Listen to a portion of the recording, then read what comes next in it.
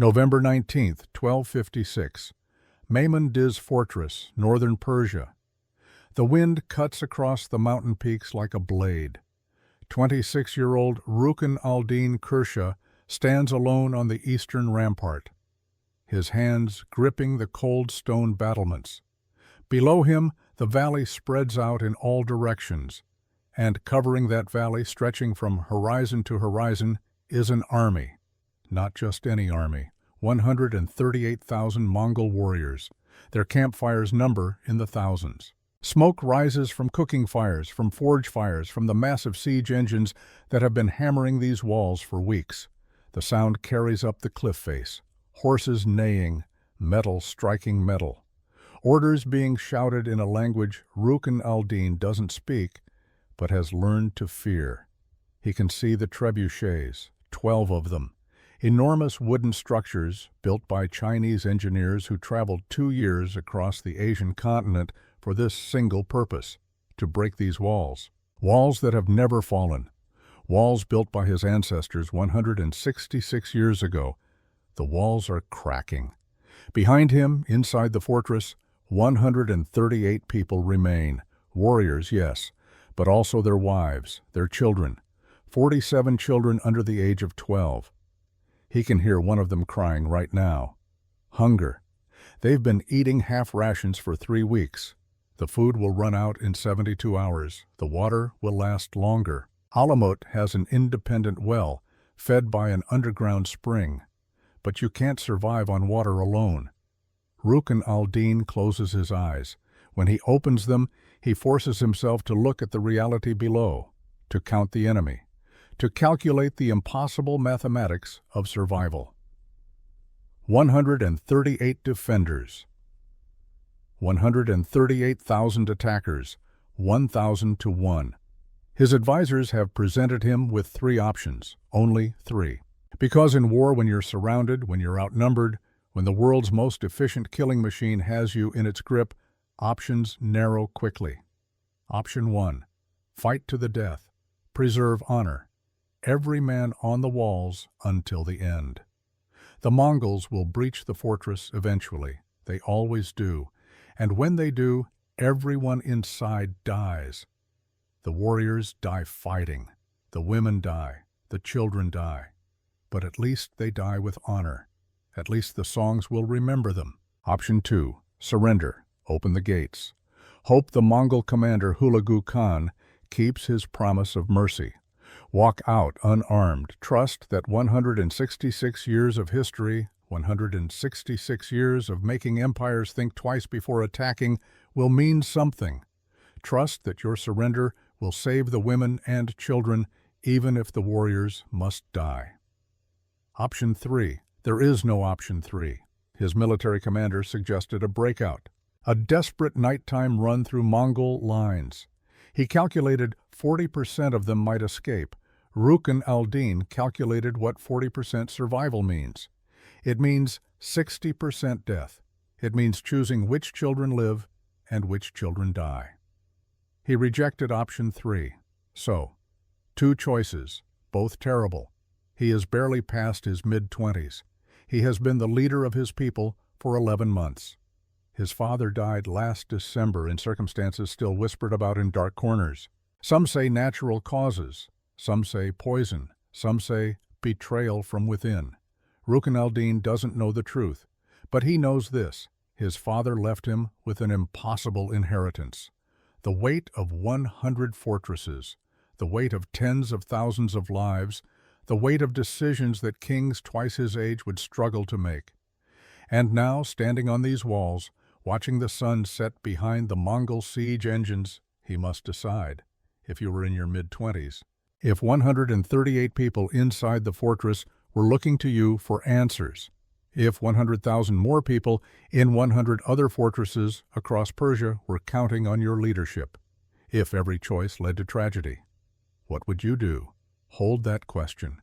Because to understand why this moment matters, why one decision on a mountaintop in Persia would echo through 770 years of history, we need to go back, 166 years back, to the year 1090, to a 40-year-old Persian scholar named Hassan-i-Sabbah, and to a problem that seemed impossible to solve.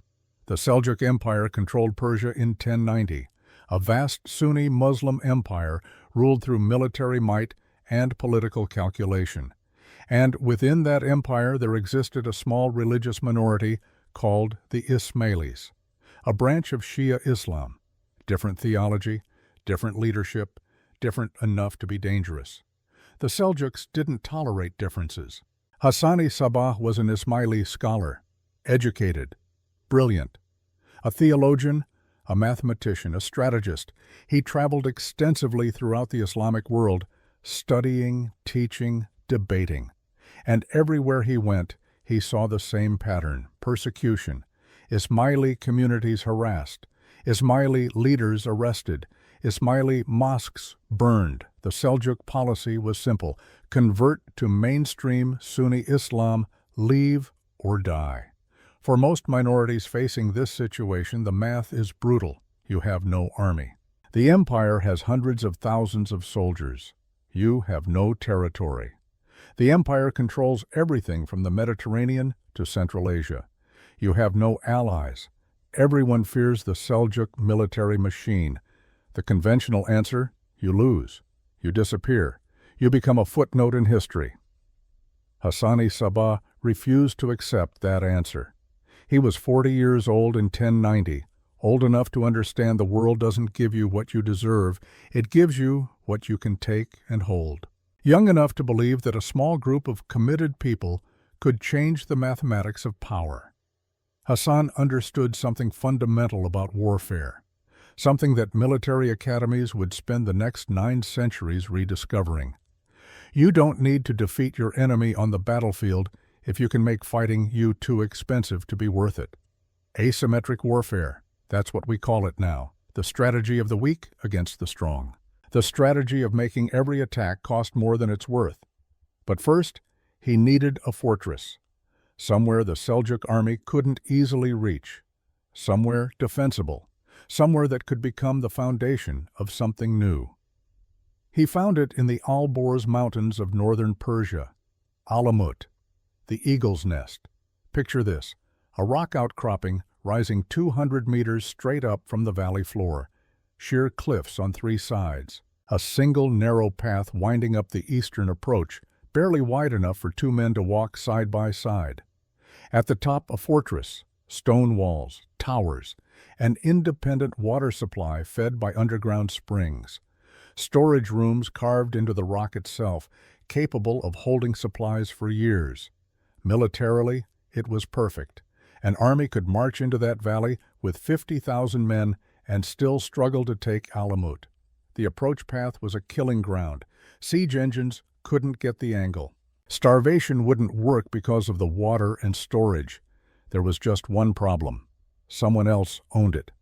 A Seljuk administrator named Mahdi, loyal to the empire, protected by Seljuk law and Seljuk soldiers. Hassan-i-Sabbah didn't attack with an army. He couldn't. He didn't have an army. Instead, he came to the Alamut Valley as a teacher. This is important. This is the difference between a warlord and a strategist. A warlord sees a fortress and thinks about siege engines. A strategist sees a fortress and thinks about the people inside it. Hassan spent months in the valley, maybe years. The historical sources aren't clear on the timeline, but they're clear on the method. He taught. He preached. He helped the villagers.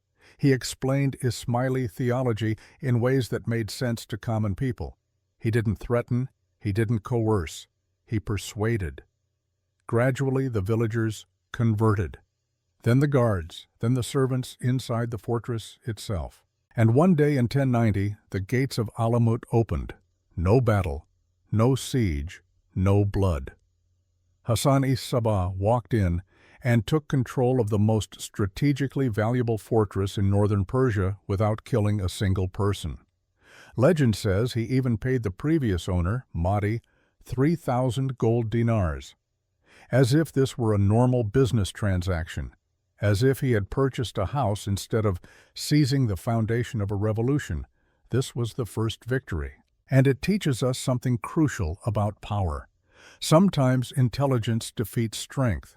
Sometimes patience defeats violence. Sometimes the fortress that cannot be taken by force can be opened from the inside through persuasion. But Hassan knew that one fortress wasn't enough. The Seljuks would come, eventually. They couldn't allow an independent Ismaili stronghold in their territory. They would send an army. And yes, Alamut could withstand a siege, but sieges end. Either the fortress falls or the besieging army gives up. And the Seljuks didn't give up. Hassan needed a strategy, a way to make the Seljuks think twice, a way to ensure that attacking Ismaili communities came with a price so high that even emperors would hesitate. He developed that strategy over the next 2 years, and in 1092, the world learned what it meant. Nizam al-Mulk was the Grand Vizier of the Seljuk Empire, the power behind the throne. The architect of Seljuk policy for 3 decades, a brilliant administrator, a ruthless politician, and the driving force behind the anti-Ismaili campaign. Under his direction, Ismaili communities throughout Persia had been systematically targeted, mosques destroyed, leaders executed, communities scattered. Nizam al-Mulk was the reason Hassan-i-Sabah had to build Alamut in the first place. October 14th, 1092, Nizam al-Mulk was traveling from Isfahan to Baghdad, a routine journey. He was 73 years old, the most powerful man in the Seljuk Empire after the Sultan himself, protected by bodyguards, surrounded by servants and officials. He stopped at a caravanserai for the night.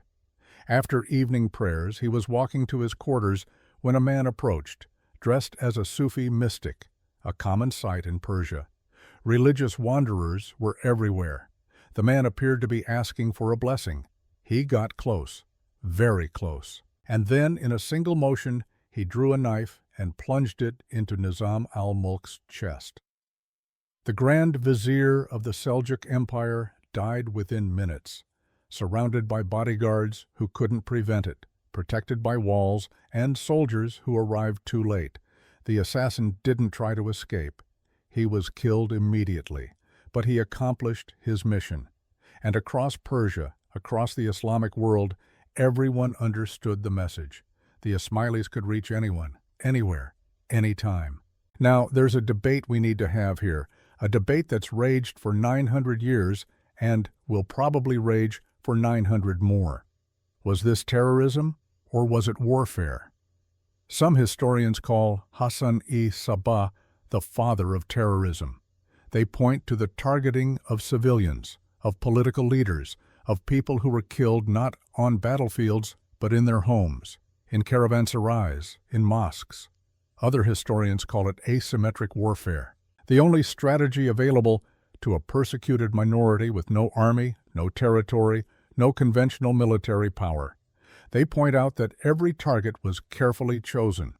Every assassination had a clear political purpose. This wasn't random violence. This was calculated strategy. The truth is complicated. It usually is.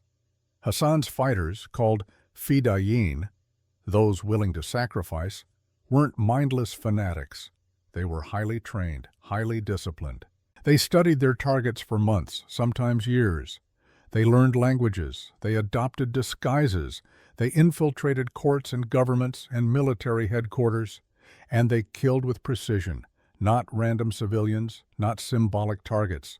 They killed the specific individuals who posed the greatest threat to Ismaili communities, military commanders planning campaigns against Ismaili fortresses, government officials ordering persecution, religious leaders calling for Ismaili extermination. Each assassination was a message. If you threaten us, you personally are at risk. Not your armies, not your subjects, you. And here's the thing about that strategy. It worked.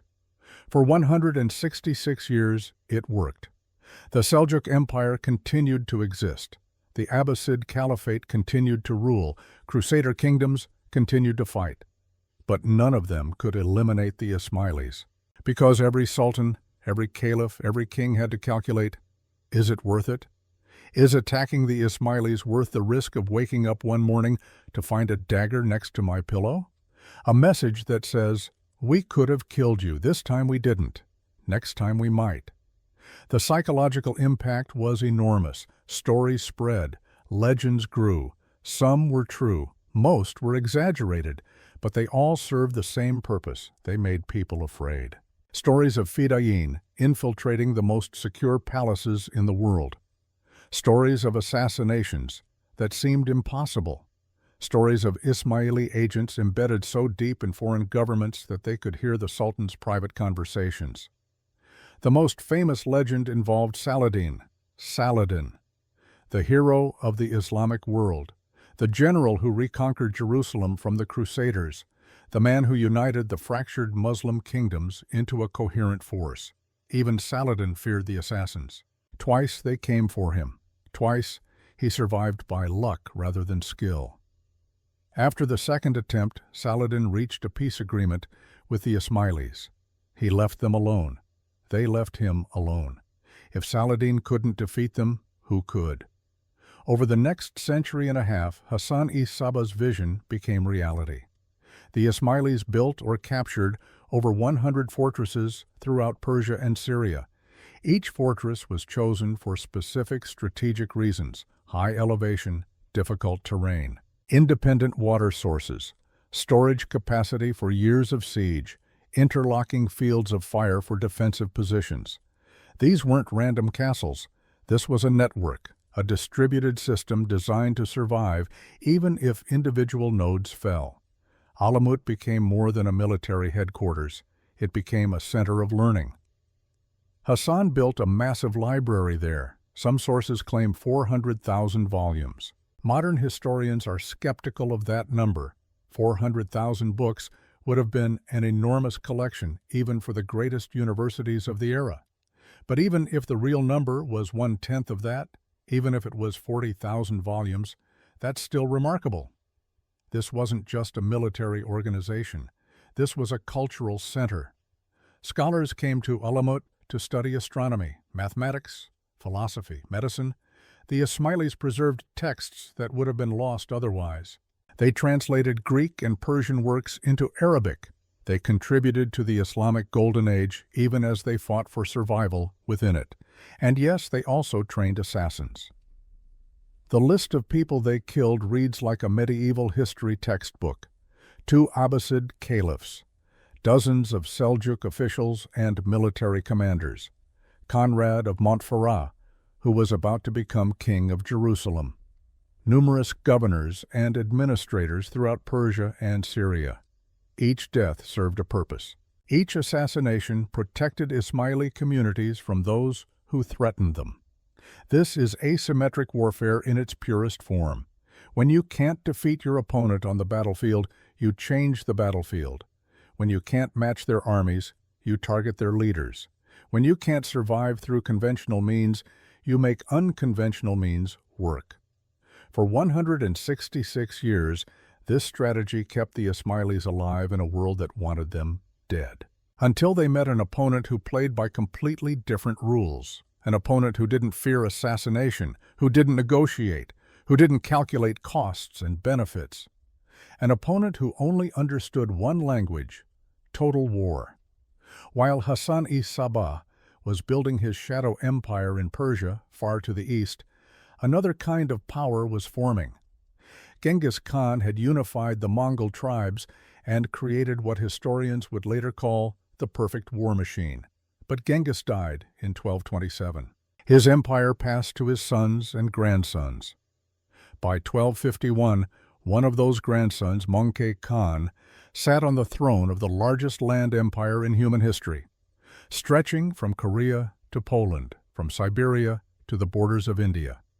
And Möngke looked at the map and saw 2 remaining obstacles to complete control of Western Asia: the Abbasid Caliphate in Baghdad, the spiritual center of the Islamic world, and the Nizari Ismaili fortresses scattered throughout Persia, places that had given every previous empire headaches, places that assassination couldn't conquer because the Mongols didn't fear assassination, places that negotiation couldn't subdue Because the Mongols didn't negotiate.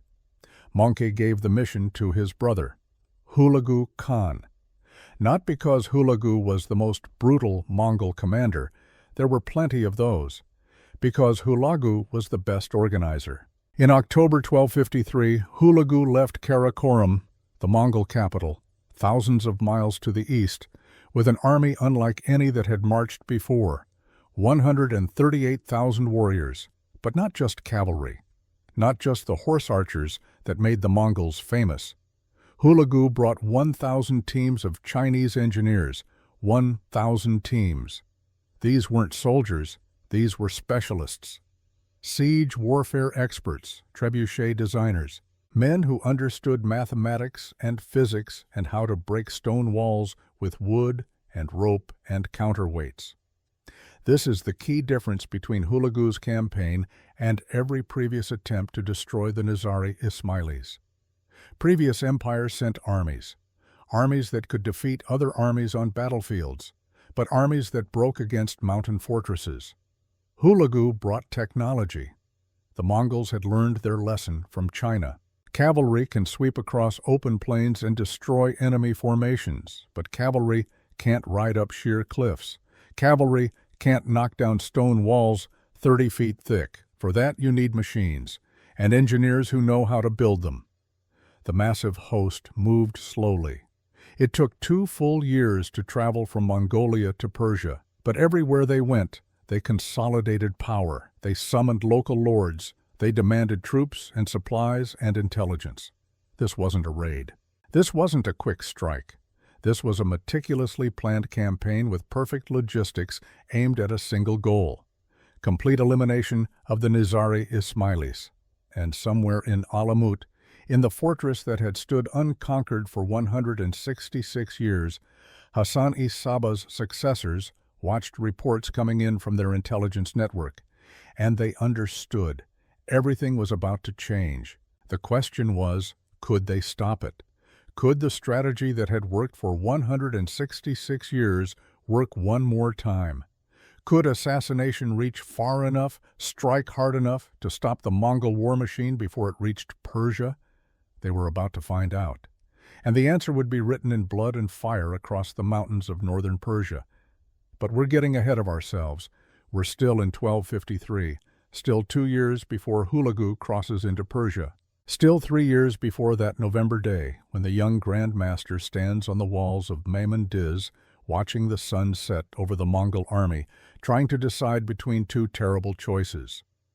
We need to understand what happened in those 3 years.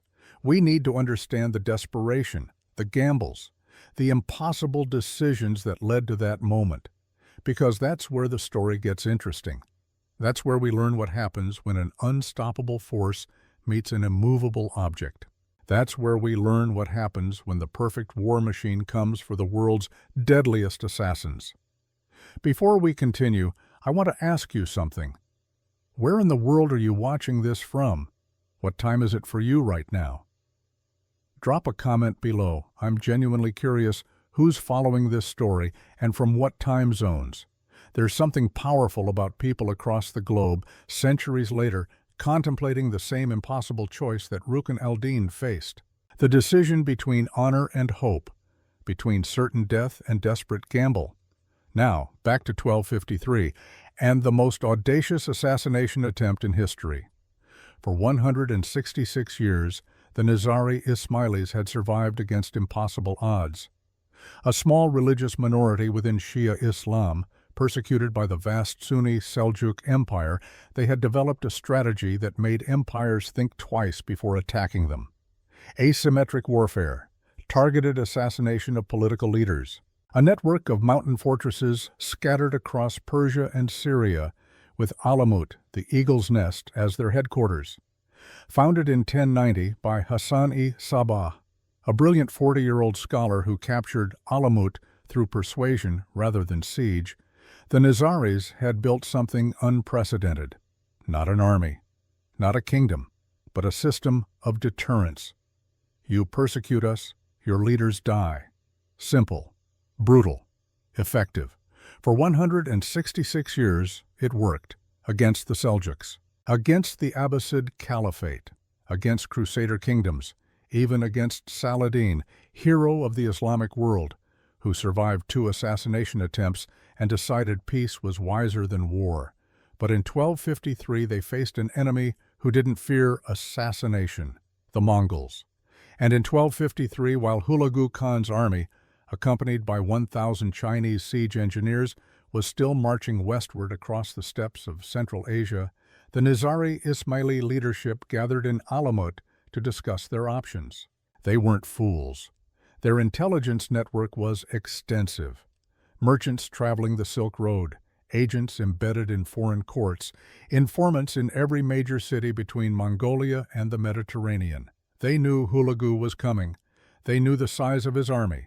They knew about the Chinese engineers. And they knew that if they let Hulagu reach Persia with his full strength, they would lose. The fortress system that had protected them for 166 years was designed to withstand conventional sieges, stone walls, mountain positions, years of stored supplies. These defenses worked against armies that eventually had to give up and go home. But the Mongols didn't go home. The Mongols had just spent 30 years conquering China. They knew how to break fortresses. They knew how to sustain sieges for years if necessary. They had the patience. They had the resources. They had the technology. So the Nizari leadership asked themselves a question. What if we don't let them reach Persia at all? What if we strike first? What if we cut the head off the snake before it arrives? The plan they developed was audacious. Some would say insane. Assassinate Möngke Khan, the great Khan of the Mongol Empire, in Karakoram, in the heart of Mongol territory, surrounded by the most elite bodyguards in the world. If it worked, Hulagu would have to turn back. The Mongol Empire would descend into succession crisis, different princes fighting over the throne. The campaign against Persia would collapse before it began. If it failed, well, the consequences of failure didn't bear thinking about. 400 men were chosen, not the entire Fedayeen force. The Nizaris still needed warriors to defend the fortresses, but 400 of their best. 400 men willing to travel 1,000 miles into enemy territory for a mission that would almost certainly end in death. Even if they succeeded, even if they killed Möngke Khan. Most of them wouldn't make it home. They knew this. They went anyway. That's what Fedayeen means, those willing to sacrifice. The preparation took months. Each man needed a cover identity: merchant, pilgrim, scholar, craftsman. They needed trade goods. They needed languages. Some of them learned Mongolian.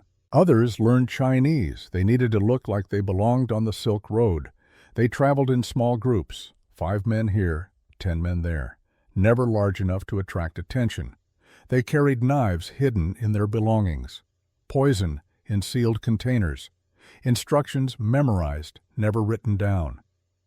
The journey took half a year, 1,000 miles from the mountains of Persia to the steppes of Mongolia, through cities where Mongol officials checked papers and asked questions, through checkpoints where guards searched baggage. 400 men making that journey, all converging on a single destination: Karakoram. Think about what that means. Think about the logistics, the coordination, the discipline required. This wasn't a suicide attack by fanatics throwing themselves at the enemy. This was a military operation planned with precision and executed with patience. And the Mongols had their own intelligence network. Reports started coming in to Mongol officials along the Silk Road. Unusual numbers of Persian merchants traveling east. Caravans that didn't quite make sense. Questions about routes that led to Karakoram. The Mongols were many things, but they weren't stupid. By the time the first groups of Nizari assassins reached the outskirts of Karakoram, security around Möngke Khan had tripled. New checkpoints appeared, random searches increased. Foreign visitors were watched constantly. The Nizari agents did their best. Some got close.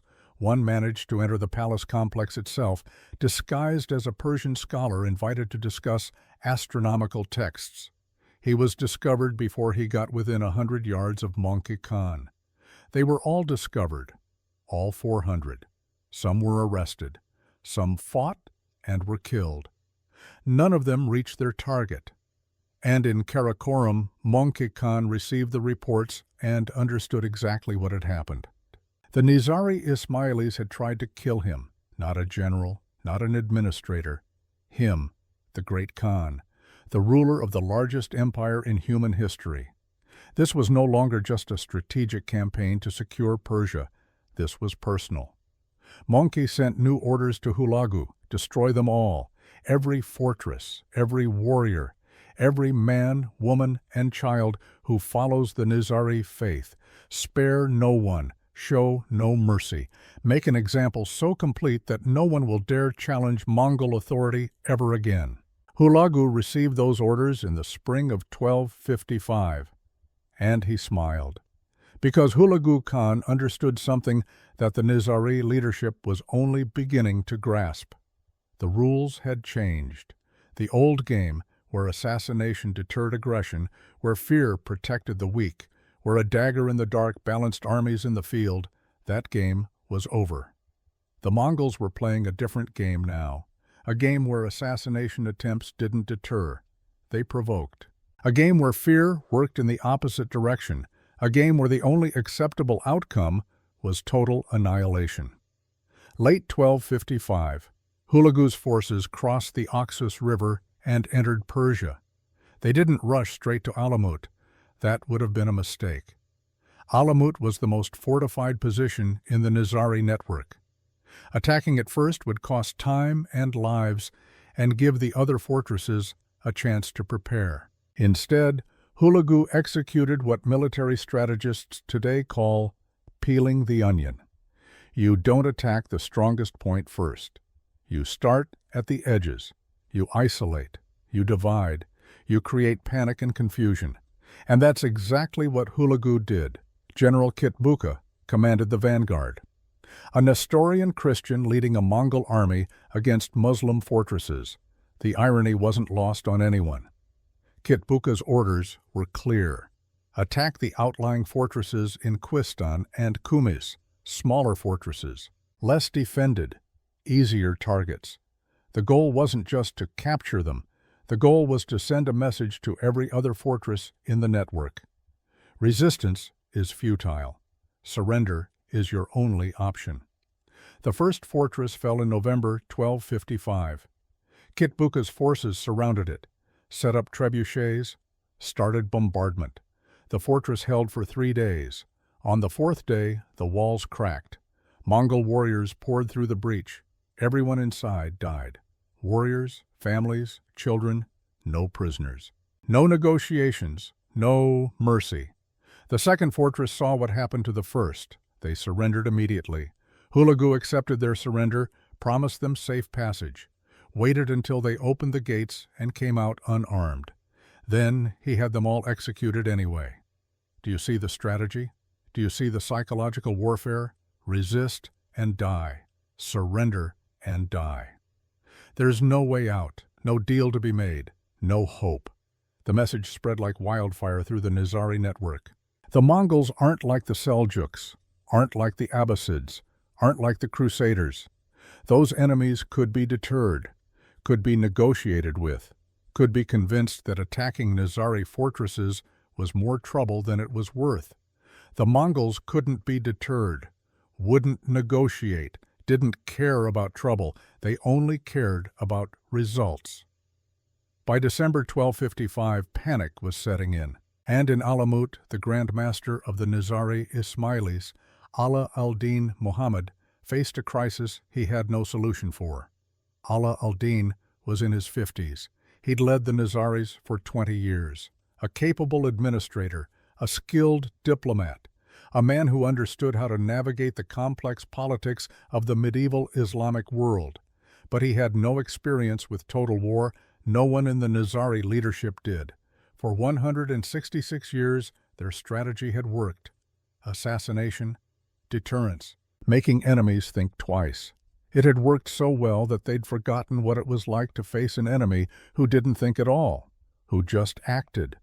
Ala al-Din tried to negotiate, sent envoys to Hulagu, offered tribute, offered alliance, offered anything that might stop the advance. Hulagu's response was simple. Destroy all your fortresses, surrender unconditionally, hand over all weapons, submit to Mongol authority completely, otherwise we will destroy you. Ala al-Din couldn't accept those terms. If he destroyed the fortresses, he would have nothing left.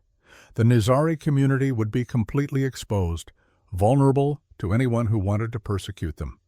But if he didn't accept, the war would continue, and every week another fortress fell. He was trapped between two impossible choices, and the stress was killing him, literally. December 15th, 1255. Ala al-Din Muhammad died suddenly in his chambers in Alamut. The official cause was listed as natural causes. Heart failure. He was in his 50s, the stress of the crisis. These things happen. But there were whispers. Some said they saw servants leaving his room late at night. Servants who weren't usually assigned to the Grand Master's quarters. Some said they smelled bitter almonds, the scent of certain poisons. Some said there was a faction within the Nizari leadership who believed Ala al-Din's refusal to surrender was dooming them all, that his death was necessary, that a younger leader might make better decisions. We'll never know the truth. The historical sources are unclear. Ata Malik Juvayni, the Persian historian who chronicled these events, was writing for the Mongol court. He had reasons to emphasize Nizari weakness and internal divisions. Modern historians debate whether it was assassination or simply the stress of watching everything he'd worked for collapse. But the result was clear. Ala al-Din was dead, and his son, Rukn al-Din Kursha, barely past his mid-20s, educated but untested, diplomatic but inexperienced, had to assume leadership in the worst possible circumstances. Imagine yourself in that position. Your father just died, possibly murdered by your own people. Outside, the most powerful military force in the world is systematically destroying everything you're supposed to protect. Fortresses are falling every week. Your advisors are divided. Some want to fight to the death. Some want to surrender immediately. Some want to try one more desperate assassination attempt. And everyone is looking at you, waiting for your decision. You're younger than most of your commanders. What do? Rukn al-Din did what young leaders often do when they first take power. He tried to find a middle path. He sent new envoys to Hulagu, offered more generous terms, offered to become a vassal state, pay tribute, accept Mongol overlordship, anything to preserve the fortresses and protect the community. Hulagu's response didn't change. Total surrender, destruction of all fortifications, unconditional submission, or total war. There was no middle path. The Mongols didn't believe in middle paths. Winter turned to spring, spring turned to summer. Fortresses kept falling. Kitbuka's vanguard moved methodically through Kuhistan. Each fortress isolated, each fortress given the same choice: surrender and die quickly, or resist and die slowly. Most chose to resist, out of pride, out of honor, out of hope that somehow the Mongol advance would stop. It didn't stop. By autumn 1256, more than 40 Nizari fortresses had fallen, some through siege, some through betrayal, some through simple starvation. The survivors retreated to the strongest positions. Alamut held perhaps 3,000 souls, warriors and their families. Lamasar, another 2,000. Girdku, 500. Maimundiz, where Rukn al-Din had relocated for better defensive position, held 138, all of them looking to the young Grand Master for leadership, all of them waiting for his decision. The weight of 138 lives inside Maimundiz, the weight of tens of thousands beyond its walls. October 1256. Hulagu's main army arrived at Maimundiz, the massive force that had been 2 years in the making. 12 massive trebuchets, assembled on-site by Chinese engineers who had been practicing this craft their entire lives. Supply lines stretching back hundreds of miles. Enough food and ammunition to sustain a siege for years, if necessary. Rukn al-Din stood on the walls and watched them arrive. Watch them set up camp in perfect geometric patterns. Watch them dig latrines and establish water sources and organize supply depots with military precision. Watch them assemble the trebuchets. If you've never seen a medieval trebuchet, it's hard to understand how terrifying they are. These aren't small machines. The largest ones stand 40 feet tall. The throwing arm alone is 30 feet long. The counterweight, a massive box filled with stones or sand, weighs as much as 20,000 pounds. The mathematics are precise. A counterweight of 20,000 pounds drops 12 feet. The throwing arm, a 30-foot lever, rotates around a fulcrum positioned at a ratio of 4:1 from the counterweight to the projectile. The mechanical advantage multiplies force by a factor of 10. The projectile, a 300-pound stone carefully shaped to be as dense as possible, launches at roughly 120 feet per second, arcs through the air in a parabolic trajectory calculated by engineers who understand geometry better than most scholars, falls from 100 feet up, accelerating under gravity. When it hits, the kinetic energy is approximately 400,000 foot-pounds, enough to punch through oak doors 3 feet thick, enough to crack stone walls that have stood for a century, enough to kill anyone within 15 feet of the impact point from flying debris alone.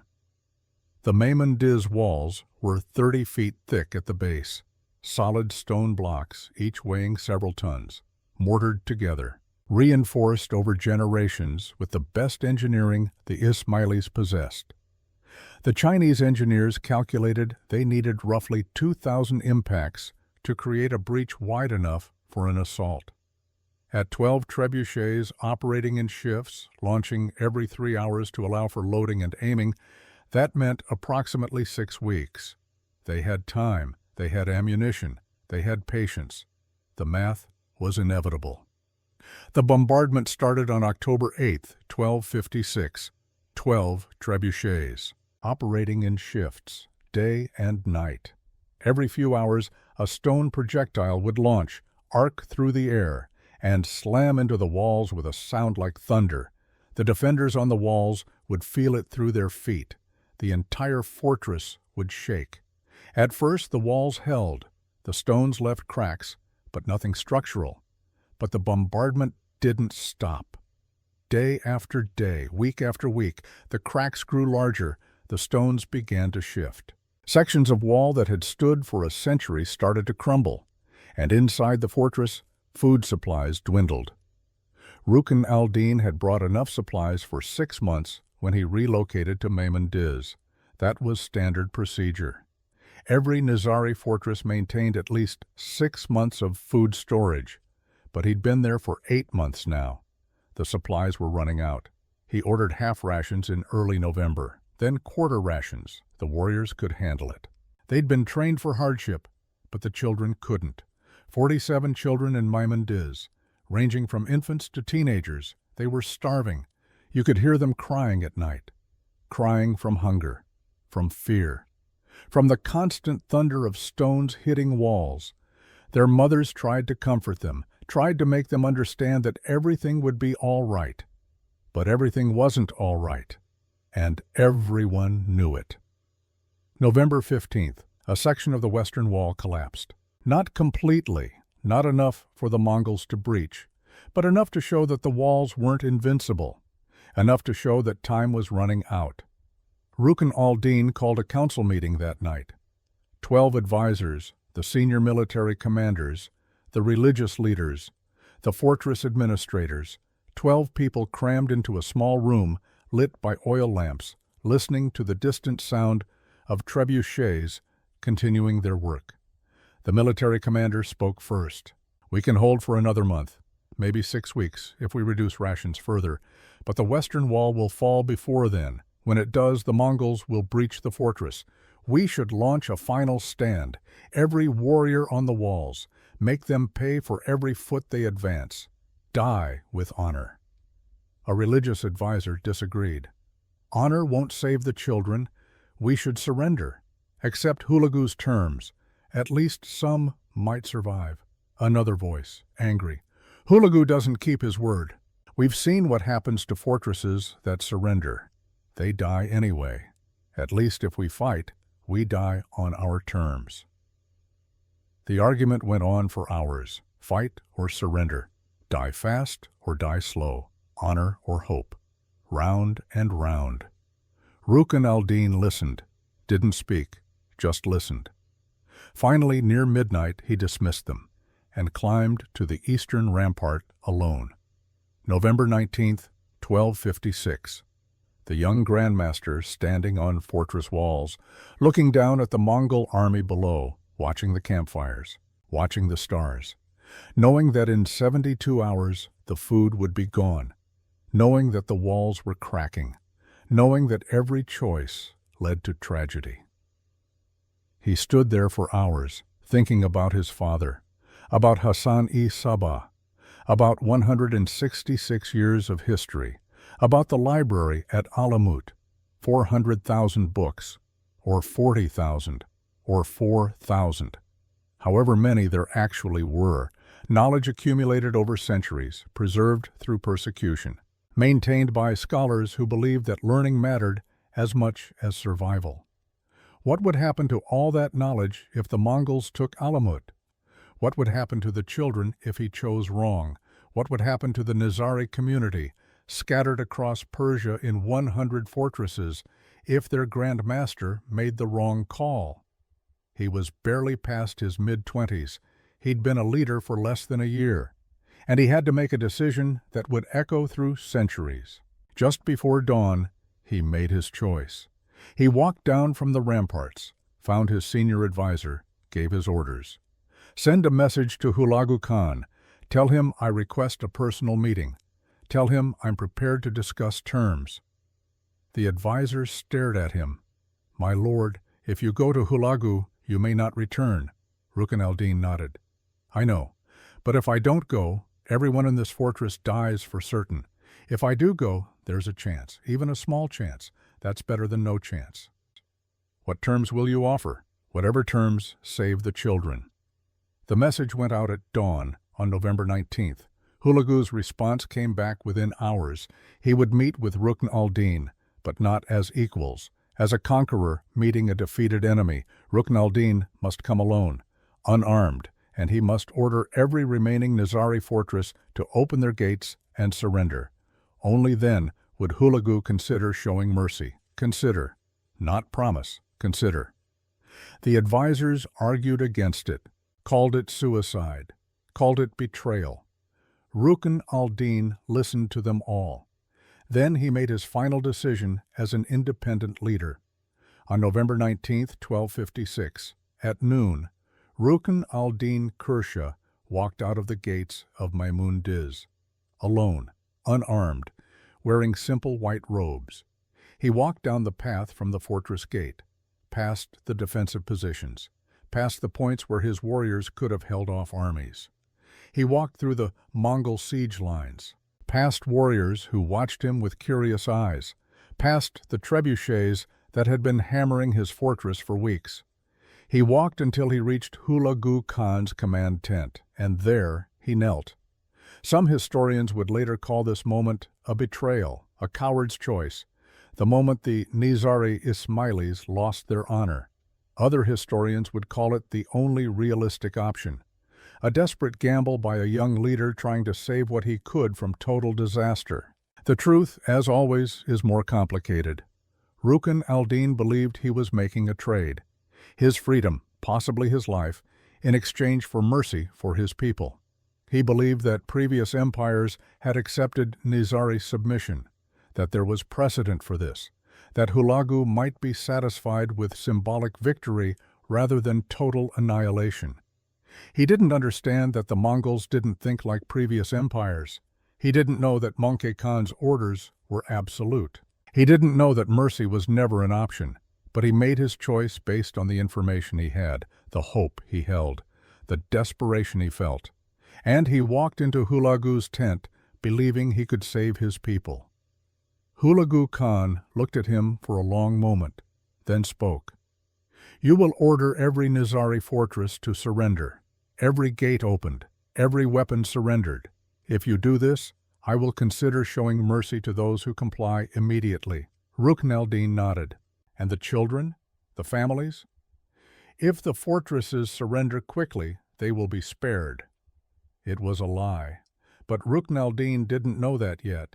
He agreed to Hulagu's terms, and from Hulagu's tent, surrounded by Mongol guards, he sent messages to every Nizari fortress still standing. "This is Rukn al-Din Kursha, your grandmaster. I order you to open your gates. Surrender to the Mongol forces. Do not resist. I have negotiated terms for our survival. Trust me. Obey me. Surrender." The messages went out to 100 fortresses across Persia. Some refused. Commanders who believed Rukn al-Din was acting under duress. Warriors who would rather die fighting than trust Mongol mercy. But most obeyed, because he was their grand master, their spiritual leader, their commander, and they trusted him. On December 15, 1256, the gates of Alamut slowly opened. The fortress that Hassan-i-Sabah had taken without a drop of blood in 1090. The fortress that had stood unconquered for 166 years, the symbol of Nizari resistance, opened its gates to the Mongol army. Hulagu's warriors entered carefully, expecting traps, expecting a final stand. They found neither. They found a fortress, stone corridors, defensive positions, supply rooms, and a library. The famous library of Alamut. Ata Malik Juvaini, the Persian historian serving in Hulagu's court, was given permission to enter the library before its destruction. He described what he saw in his chronicle. Thousands of volumes, manuscripts on astronomy, mathematics, philosophy, medicine, commentaries on the Quran, Ismaili theological texts, translations of Greek philosophy, Persian poetry. Juvaini was allowed to select what to save. He chose copies of the Quran, some astronomical texts that he deemed scientifically valuable, a few Ismaili religious works for the historical record. Everything else was to be burned. Juvaini tried to argue, tried to explain that some of these texts existed nowhere else, that burning them would erase knowledge that could never be recovered. The Mongol commander wasn't interested. Orders were orders. On December 20th, 1256, they set the library on fire. We'll never know exactly how many books burned that day. The sources say 400,000 volumes. Modern historians think that's an exaggeration. Maybe 40,000 is more realistic. But even if it was only 4,000 books, think about what that means. 4,000 manuscripts, hand-copied, irreplaceable, containing knowledge accumulated over centuries, scientific observations, mathematical proofs, philosophical arguments, poetry and history and medicine. Gone, turned to ash in a few hours. Somewhere in those flames might have been the cure for diseases we still struggle with, might have been mathematical insights that would take centuries to rediscover, might have been poetry that would have moved generations. We'll never know, because the Mongols didn't value what they destroyed. They only valued obedience, and the Nizari Ismailis had dared to disobey. Meanwhile, Rukn al-Din waited in Hulagu's camp, waited to hear if his gamble had worked, waited to learn if surrendering his freedom had saved his people. He was about to discover that he had made a terrible mistake. Rukn al-Din waited in Hulagu's camp for 3 weeks. Not as a prisoner, exactly, not locked in chains or thrown in a cell, but not as a free man either. He was assigned a tent, given food, treated with a sort of cold courtesy that the Mongols reserved for defeated enemies who had surrendered peacefully. But he wasn't allowed to leave. And every day he waited for news from the fortresses, news about whether his people had obeyed his orders, news about whether Hulagu would keep his promise of mercy. The news came in slowly, messengers arriving from different parts of Persia, reports being delivered to Hulagu's command tent. Rukn al-Din wasn't invited to hear these reports, but he could see the messengers coming and going, could see the Mongol officers gathering for briefings, and he could see on their faces satisfaction.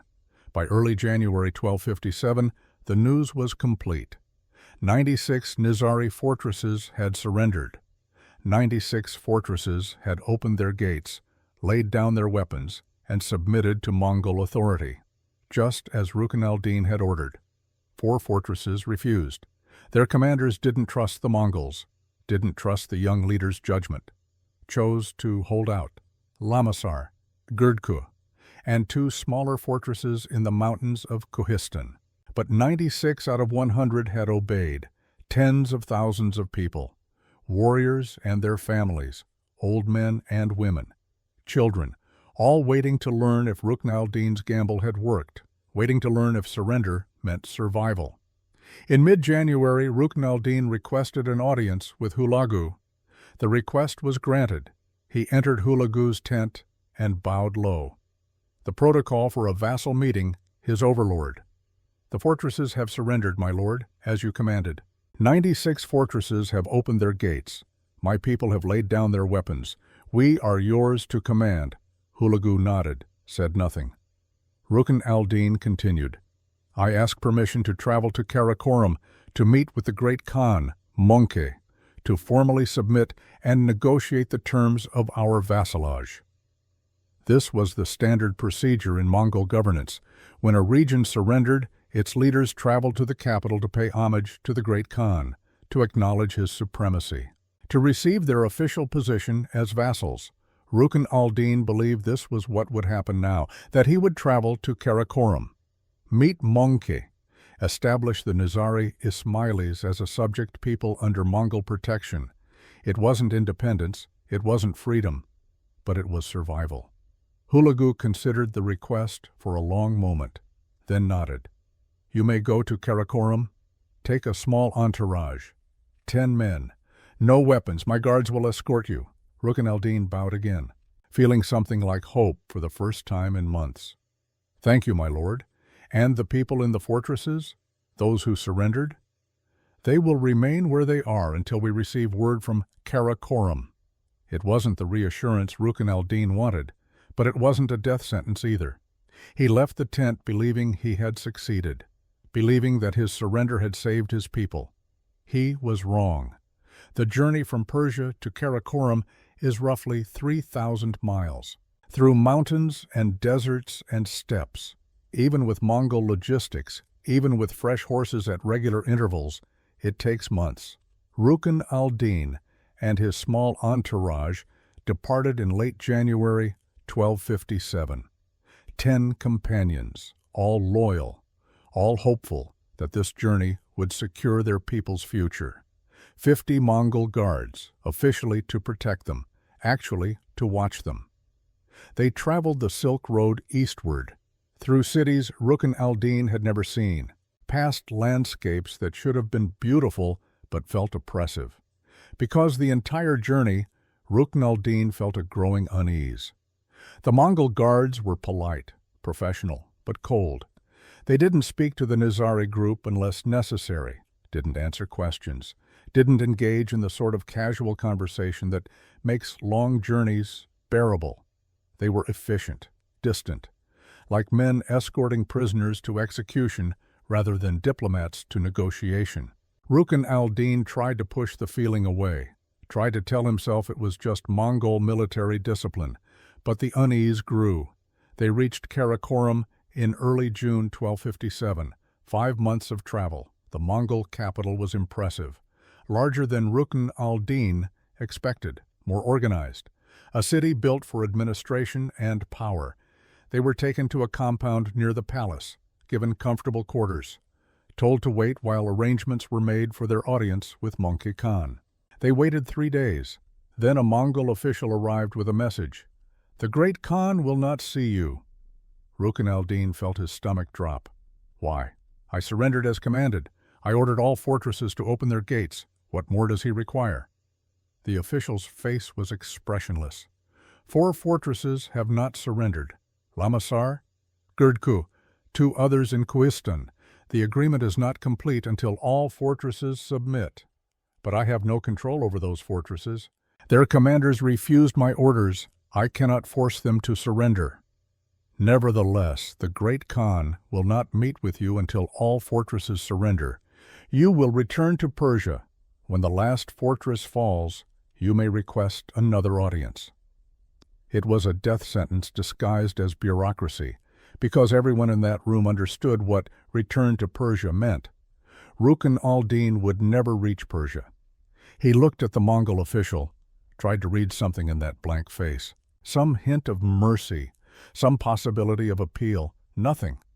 "We depart tomorrow," the official said, and left. That night, Rukn al-Din sat with his 10 companions in their quarters. They knew. They all knew. One of them, a young warrior named Hassan, spoke quietly. "We could run tonight, disappear into the city." Rukn al-Din shook his head. 50 guards surround this compound. We're 3,000 miles from home. We wouldn't make it a mile. Then we fight, take some of them with us. And prove that the Mongols were right not to trust us? No, we surrendered. We gave our word. We'll face whatever comes with dignity. Another companion, older, asked the question they were all thinking. Was it worth it? The surrender? Did we save anyone? Rukn al-Din didn't answer for a long time. Finally he said, "I don't know yet, but I believed it was the right choice. I still believe it." He wasn't sure if that was true, but he said it anyway. They departed Karakorum the next morning, heading west, back toward Persia. The 50 Mongol guards rode with them, silent, professional. They traveled for 3 weeks. And then, one morning, in a valley somewhere in Central Asia, far from any city, far from any witness, the Mongol captain gave an order. The guards surrounded Rukn al-Din and his companions. No weapons were drawn, not yet. The captain spoke. "By order of Möngke Khan, great Khan of the Mongol Empire, Rukn al-Din Kursha and his companions are sentenced to death for crimes against the empire." Rukn al-Din didn't ask what crimes, didn't beg for mercy, didn't try to argue. He simply said, "My people, the ones who surrendered, will they be spared?" The captain didn't answer. The execution was carried out according to Mongol tradition for defeated rulers. No blood was spilled. Blood was considered sacred in Mongol culture. Spilling the blood of a leader, even a defeated one, was disrespectful.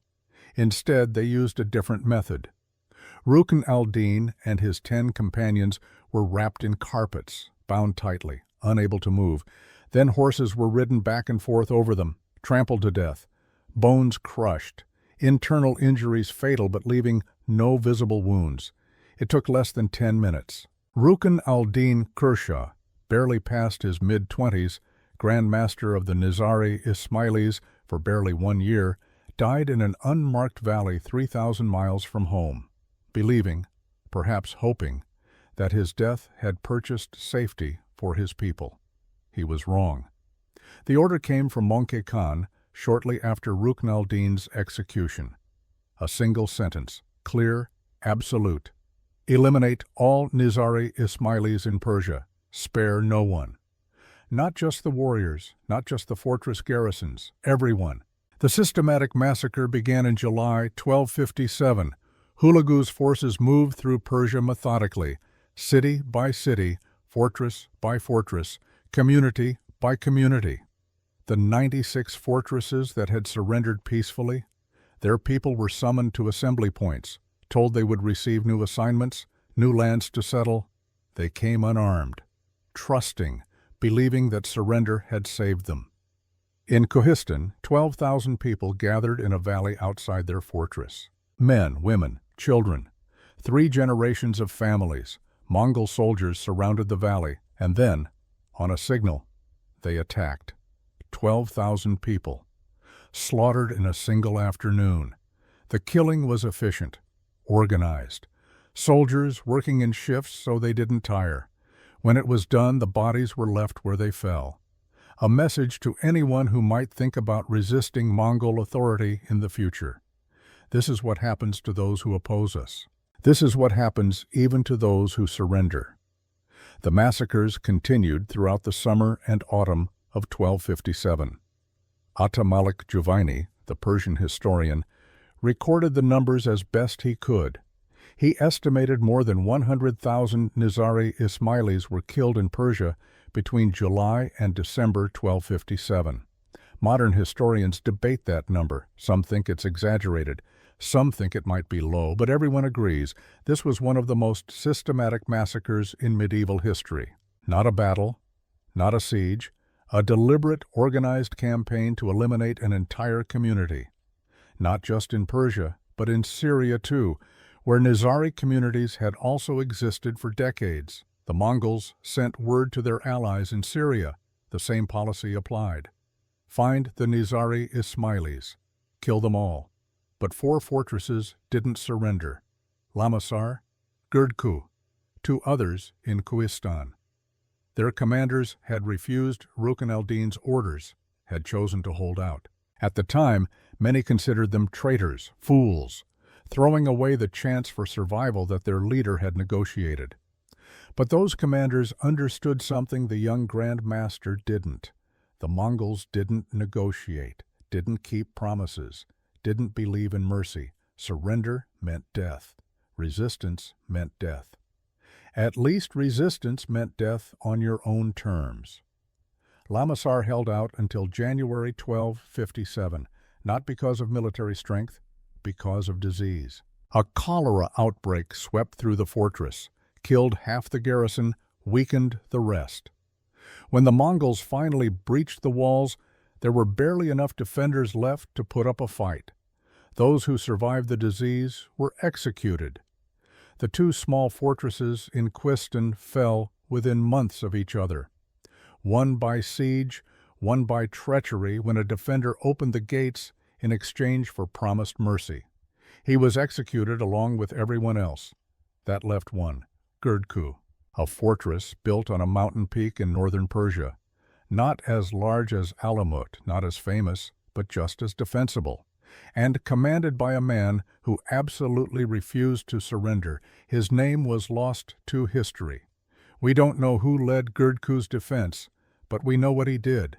He held out for 13 years. 13 years. The Mongol forces besieged Girdku in 1257, set up their trebuchets, started bombardment. The fortress held. They tried assault. Sent warriors up the narrow mountain paths. The defenders held. They tried starvation, surrounded the fortress, cut off all supplies.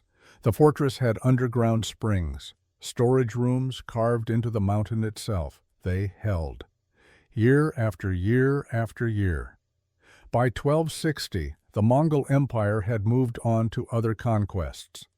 Hulagu was fighting in Syria. Möngke Khan had died. The empire was dealing with succession crises, but they left a small force at Girdku, a reminder, a symbol. This fortress will fall, eventually. And in 1270, 13 years after the siege began, it finally did. Not through military defeat, through simple attrition. The defenders were old, tired, running out of everything except stubbornness. The last commander of Girdku negotiated surrender terms. The Mongols, perhaps impressed by 13 years of resistance, perhaps simply tired of the siege, allowed the surviving defenders to leave. 47 people walked out of Girdku Fortress in 1270. 47 people out of the hundreds who had been there at the start. They were allowed to live.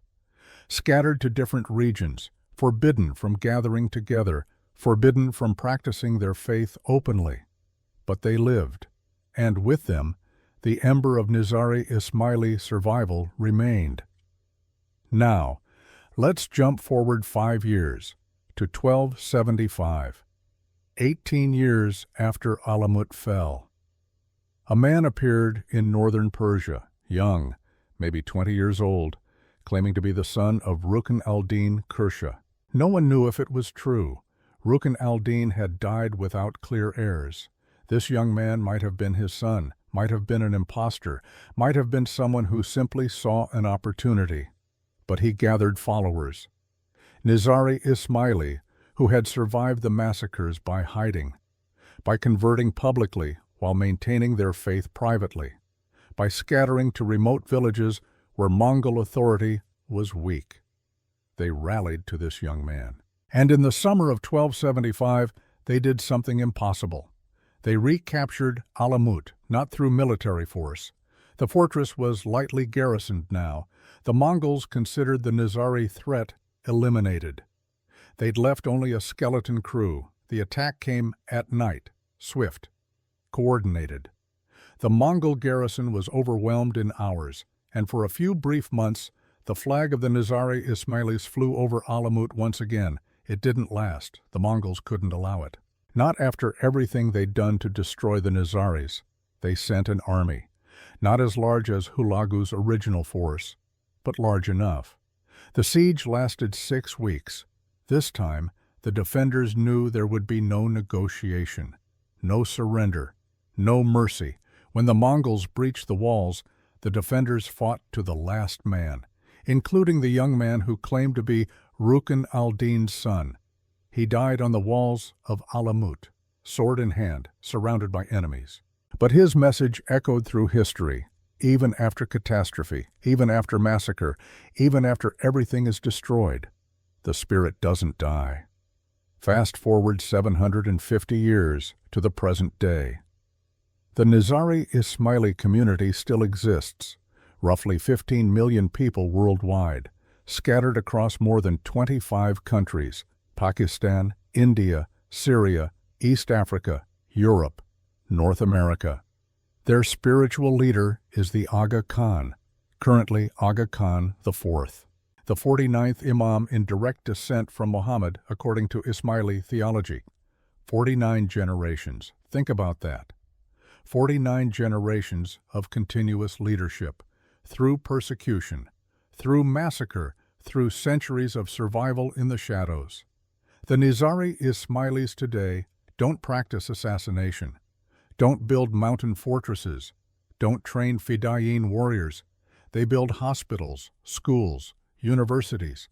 The Aga Khan Development Network operates in 30 countries, providing health care to millions, education to hundreds of thousands, economic development to impoverished communities, from assassination to development, from violence to service, from fear to hope. That's the transformation. That's the legacy, not the fortresses, not the assassinations, not the military resistance, the survival, the adaptation, the refusal to disappear. So what do we learn from this story? What lessons carry across 770 years? First lesson: no strategy is invincible forever. The Nizari Ismaili approach worked brilliantly for 166 years. Asymmetric warfare, assassination as deterrence, making persecution too costly to be worth it.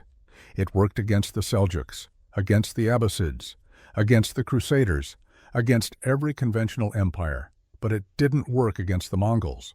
Because the Mongols weren't a conventional empire, they didn't think like previous enemies. They didn't calculate cost versus benefit the same way. The world changes. What works today might not work tomorrow. The fortress that seems impregnable can fall. The strategy that seems brilliant can become obsolete. Adaptation isn't optional. It's survival. Second lesson: leadership means impossible choices. Rukn al-Din was barely past his mid-20s, inexperienced. Thrust into leadership at the worst possible moment, he had to choose between fighting to the death, honorable but guaranteeing total annihilation, or surrendering with the slim hope of saving some lives. Neither choice was good. Both led to tragedy. But he made the choice he thought would save the most people, based on the information he had, based on historical precedent, based on desperate hope. We can judge him from 700 years later, from comfortable positions, with all the information about what happened next. But he didn't have that information. He only had impossible choices and very little time. Before you judge historical figures, ask yourself, what would I have done? Be honest with yourself. Third lesson: survival sometimes means transformation. The Nizari Ismaili survived, but not through military resistance, not through maintaining their fortresses, not through continuing their assassination strategy. They survived by adapting, by going underground, by preserving their identity in private while appearing to conform in public, by waiting generations for circumstances to change. And when they could finally emerge again, they emerged different, not warriors, not assassins, builders, educators, developers. Sometimes survival means changing form to preserve essence. Sometimes bending is stronger than breaking. Fourth lesson, even total defeat isn't final. In 1257, the Nizari Ismailis were finished. Fortresses destroyed, leaders executed, hundreds of thousands massacred. Any reasonable observer would have said, they're gone, eliminated, erased from history. But 18 years later, they recaptured Alamut, even if only briefly, even if only symbolically. And 750 years later, 15 million of them exist worldwide. Total defeat in the short term, victory in the long term. History isn't written in years, it's written in centuries. Fifth lesson, what seems permanent is temporary.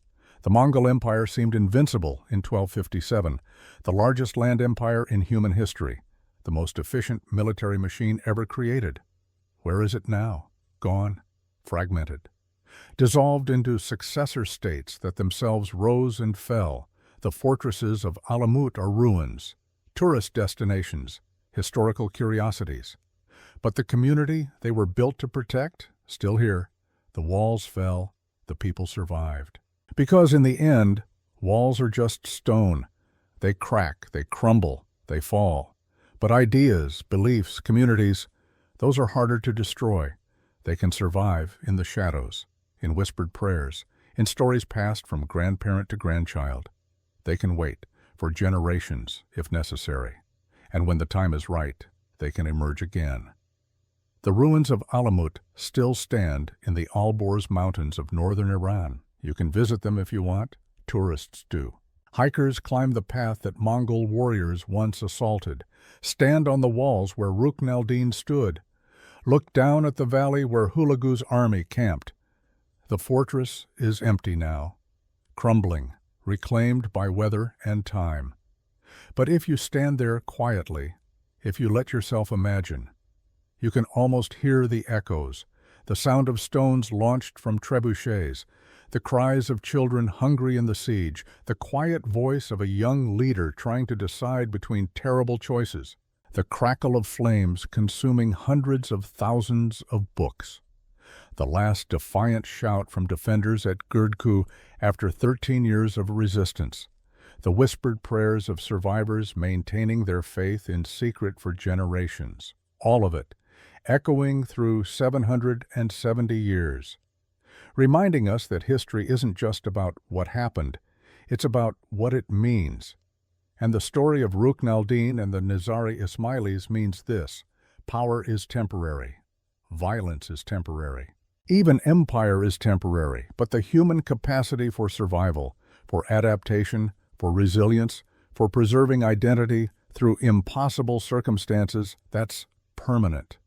That endures, that wins, not in years, maybe not in lifetimes, but in centuries, in the long arc of history. The fortress falls, the empire crumbles, the walls turn to dust, but the people survive, and that's the victory that matters. So we return to the question we asked at the beginning. If you were Rukn al-Din, barely past your mid-20s, standing on those walls, looking down at the Mongol army, responsible for 138 lives inside the fortress, 100,000 more in fortresses across Persia. If every choice led to tragedy, what would you do? There's no right answer. There never was.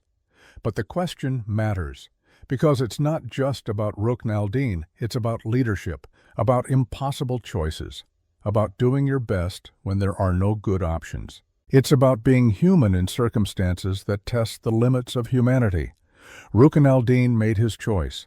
It didn't save his people in the short term, but maybe, in ways he never knew, in ways that took centuries to manifest, it did save them, because they're still here, 15 million strong, building instead of destroying, healing instead of killing, surviving instead of disappearing. And maybe that's the legacy the young Grand Master would have wanted. Not the fortresses, not the military resistance, not even the library, the survival, the continuation, the refusal to be erased, The fortress fell. The people endured. And 770 years later, we're still telling their story. That's victory. That's legacy. That's what matters in the end.